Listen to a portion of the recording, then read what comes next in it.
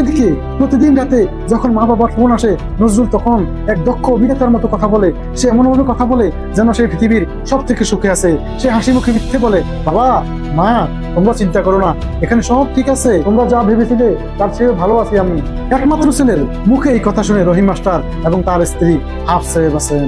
তাদের দুশ্চিন্তার মেঘ কিছুটা হলেও কাটে, তাদের মুখে তৃপ্তির হাসি ফোটে। তারা ভাবেন তাদের কষ্ট আর ত্যাগের ফসল অবশেষে ফলতে শুরু করছে।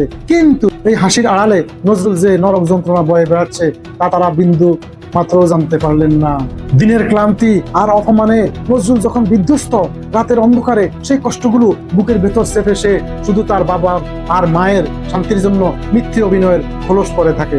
আহা, সত্যি আমাদের জীবনে এরকমই হয়। কাজের মাঝে ক্লান্ত নজরুল লক্ষ্য করলো তার সহকর্মী শাহাদাত রাতে শুয়ে শুয়ে ফোনে অত্যন্ত গোপনীয় ভাবে তার সাথে কথা বলছে।